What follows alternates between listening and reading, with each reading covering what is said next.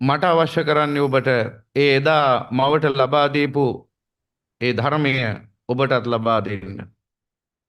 බුදුරජාණන් වහන්සේ දේශනා කරනවා මහණ යම් කිසි මවක් පියෙක් යම් දරුවෙක් යම් තමන්ගේ මවයි පියයි උරහිස් දෙකේ තියාගෙන උරහිස් දෙකේ තියාගෙන අම්මයි තාත්තයි මැරෙනකන් උපස්ථාන කළත් මිය යනතුරු උපස්ථාන කළත් ඒ අම්මගේ තාත්තගේ ණය ගෙවන්න බෑ කියලා.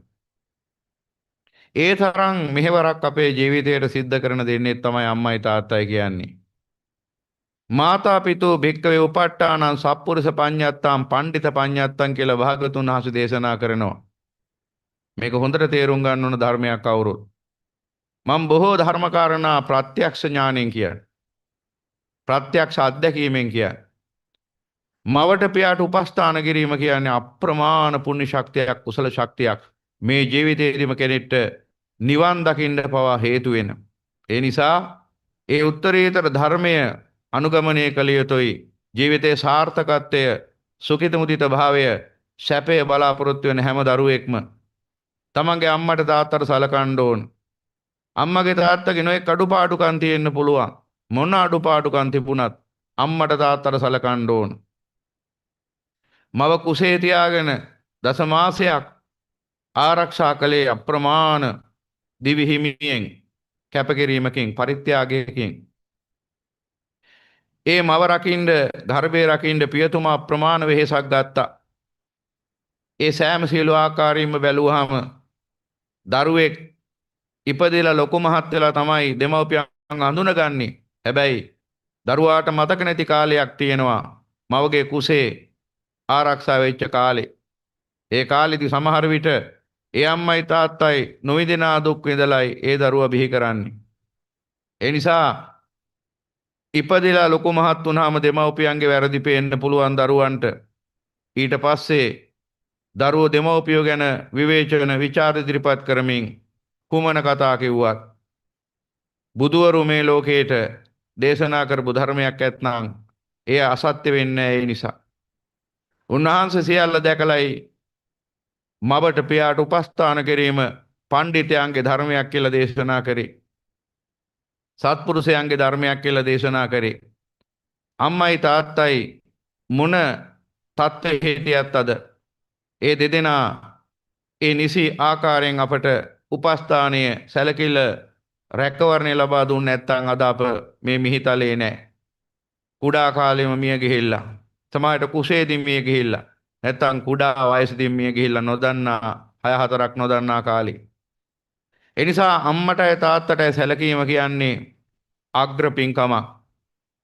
ඒක තේරුම් ගන්න පුළුවන් මෙහෙම මම ඔබට ධර්මයක් පෙන්වා දෙන්නම් එතන. දැන් බලන්න අඟුලිමාල මිනිස්සු දහස් ගාණක් මැරුවා. මිනිස්සු දහස් ගාණක් මැරුවත් බුදුරජාණන් වහන්සේගේ ඒ මහා කරුණා දැලට හසු වුණේ නැහැ. ඔවුන්ගේ කර්ම විපාකත් ඒකට හේතු වුණා. හැබැයි පාරමිතා පුරල මහා තේජවන්ත මහරහතන් වහන්සේලා අතරින් අග්‍රස්ථානය ලබන්න ඉපදිච්ච ඒ උතුමන් වහන්සේ මවගේ ඇඟිල්ල කපා ගන්න මවගේ ජීවිතේ තොර කරනවා කියලා හිතද්දී උන්වහන්සේගේ මහා කරුණා සමාපත්තියට හසු වුණා. ඒකට හේතුව යම් හේකින් එසේ වුණා නම් එහෙම රහත් ඵලයට පත් වෙනවා තබා සෝවාන් ඵලයටවත් පත් වෙන්න බැරුව යන. ඒ නිසා ඒ වළක්වන්නට භාග්‍යතුන් වහන්සේ ඉදිරිපත් වුණා. එයින්ම පැහැදිලි වෙනව නේද මිනිසු දහස් ගාණක් මරලත් රහත් වෙන්න පුළුවන් වුණා. අම්මාව ඝාතනය කරා නම් සෝවාන් වෙන්නවත් බැරි වෙනවා. එහෙනම් එකෙන් අදහස් කරන්නේ ප්‍රාණඝාතය හොඳයි කියලාවත් ඒ දෙයකට අනිත් අය මරුවට කමක් නැහැ කියලාවත් නෙමෙයි මම මේ කියන්නේ. සාමාන්‍ය ජනියෝ දහස් ගාණක් මරුවත් ඒ අකුසලයේ පාපය යටපත් කරගන්න පුළුවන්. හැබැයි මවට හිංසාවක් කරලා මව ඝාතනය කළා නම් ඒ පාපය යටපත් කරගන්න බෑ.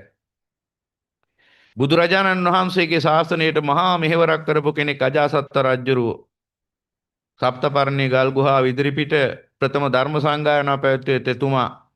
සර්වඥ ධාතුන් වහන්සේලා ලෝකේ පුරා බෙදා හරින්න එතුමා මූලික වෙලා කටයුතු කළා. නොඑක ආකාරයෙන් මේ බුද්ධ ශාසනය බබලවන්න හේතු වෙච්ච කෙනෙක් අජාසත්ත රජුරුව. හැබැයි පියතුමා ඝාතනය කරපු අකුසලයට අර සියලු පුණ්‍ය කර්ම යටපත් වෙලා අවීචි මහා නරකේ අනුනිරේකට ඇදගෙන වැටුණා. ඒ කියන්නේ අම්මටයි තාත්තටයි කරන හිංසාව, අම්මටයි තාත්තටයි කරන කරදර, පීඩා, ඔවුන්ව ඝාතනය කිරීම ආදී පාප කර්ම ගෙවා ගන්න බැරි පාප. එහෙමනම් පින්වතුනි ඒකේ අනිත් පැත්තත් ඒ විදිහමයි. ඒවා ආනන්තරික අකුසල. එහෙනම් ආනන්තරික කුසලයකුත් තියෙනවා මව පියා සම්බන්ධයෙන්. ඒ තමයි අම්මටයි තාත්තටයි උපස්ථාන කරනවා නම් යමෙක් ඒක ආනන්තරික කුසල කියන ගණයට වැටෙනවා. ඒ කියන්නේ මිනිසු දහස් ගානකට උපස්ථාන කරාට වඩා තමන්ගේ අම්මට තාත්තට උපස්ථාන කිරීම අග්‍ර මහා පිනක් වෙනවා. ඒ නිසා ඒ ගැන නොදන්න දරුවෝ තමන්ගේ දෙමව්පියන්ට නොසලකා හරිනවා. මහා පින්කෙතක් ගෙදරම ඉන්නවා අම්මයි තාත්තයි කියලා. ඒ අම්මටයි තාත්තටයි නිසි ආකාරයෙන් සැලකුවොත් ඒ දරුවා අප්‍රමාණ පින් ලබනවා. ඔහු මේ ලෝකේ යහපත් වූ ශ්‍රේෂ්ඨ වූ මිනිසයන්ගෙන්, පඬිතයන්ගෙන්, දෙවියන්ගෙන්, බ්‍රහ්මයන්ගෙන් පවා සාදුකාර ප්‍රශංසා ලබනවා. ඒ නිසා දෙමව්පියන්ට සැලකීම ශ්‍රේෂ්ඨ ගුණ ධර්මයක්. සාර්ථක මිනිසෙක්ගේ ඒ කායන පිළිවෙතක්. සත්පුරුෂයෙක්ගේ ඒ කායන පිළිවෙතක්. මේ ලෝකේ යමෙක් සාර්ථක වෙලා ඉන්නවා නම් සොයලා බලන්න ඒ සෑම කෙනෙක්ම තමන්ගේ අම්මට තාත්තට සලකන කෙනෙක්. ඒ වගේම තමයි මේ ලෝකේ දුකටපත් වෙලා ඉන්නවා නම් යමෙක් හොයලා බලන්න ඒ සෑම කෙනෙක්ම තමන්ගේ අම්මට තාත්තට සලකන්නේ සලකලා නැහැ. හොයලා බලන්න මම මේ කියන ධර්මයේ ව්‍යවහාරික ධර්මයක්. ජීවිතෙන් දකින්න පුළුවන් ඔබට මම මේ කියන ධර්මයේ තථාගතයන් වහන්සේ පෙන්වා දෙන්නේ. මම උන්වහන්සේගේ මැදිහත් කරුවෙක් විතරයි ධර්මයේ පෙන්වා දෙන.